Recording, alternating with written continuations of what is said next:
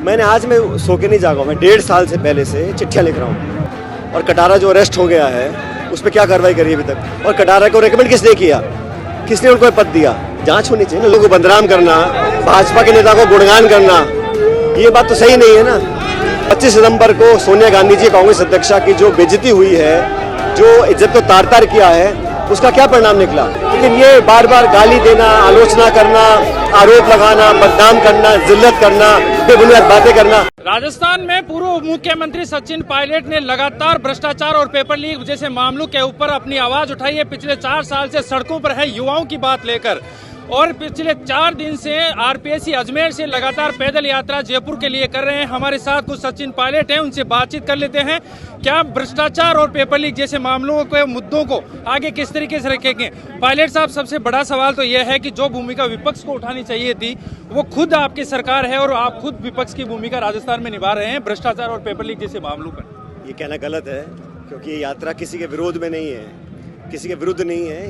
ये करप्शन के खिलाफ है, भ्रष्टाचार के खिलाफ है। भ्रष्टाचार इस देश प्रदेश को दिमाग की तरह खा रहा है, और करप्शन की वजह से ही लगातार पेपर लीक होते रहते हैं और फिर पेपर कैंसिल होते हैं। आप सोचो, जिन परिवार के लोगों ने, माँ बापों ने पैसा इकट्ठा करके 50,000 लाख रुपए इकट्ठा किया, कोचिंग के पैसे दिए, ट्यूशन के पैसे दिए, किराए के मकान लिए, किताबें खरीदी, बच्चों ने तैयारी करी, 20-20 लाख, 25-25 लाख बच्चे पेपर दे रहे हैं, वो लीक हो जाए, फिर कैंसिल हो जाए, उन पे क्या बीतती होगी? कोई ओवरेज हो रहा है, वो गरीब परिवार के लोग तो परेशान हो जाते हैं बहुत ज़्यादा। तो उनके अरमान टूटे नहीं, व्यवस्था में उनका विश्वास कायम रहे, इसलिए उनको साथ लेना ज़रूरी है। और करप्शन का इशू, हम जब कांग्रेस में विपक्ष में थे तो मैंने अशोक गहलोत जी ने हर मंच पे, हर सभा में इस बात को बोला कि वसुंधरा जी ने करप्शन किया है। खुद अपने मुँह से कहा, ज़मीन घोटाला, शराब घोटाला, भू माफिया, बजरी माफिया, खान माफिया, सारा हमने बोला।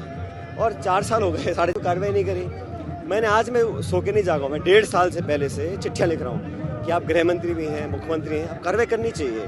क्योंकि ये 5-5 साल बाद कांग्रेस जीतती है, हारती है बीजेपी, ये क्रम जो है, ये लोगों को भावना नहीं फैलनी चाहिए कि कहीं ये 5-5 साल का मामला किसी के अंदर कोई ऐसा तो नहीं कि खिलाफ का करने की, कार्रवाई करने का जज्बा ही ना हो।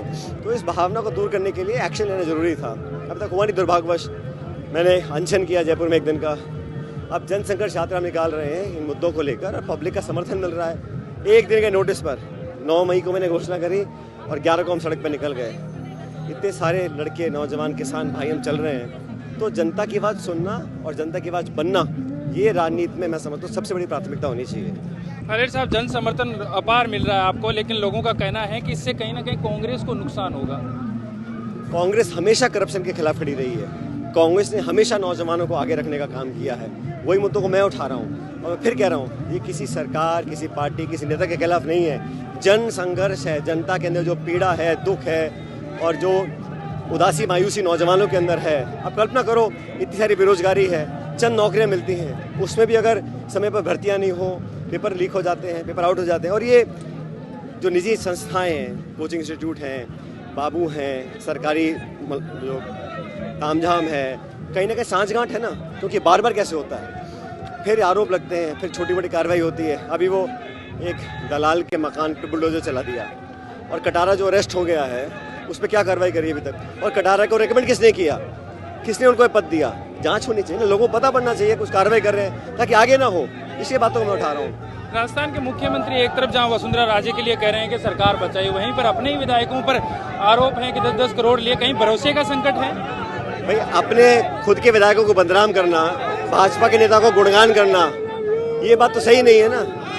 कांग्रेस के विधायकों के दम पर, सोनिया गांधी जी के आशीर्वाद से जब पद मिले हो, आप उन्हीं को बदनाम करो।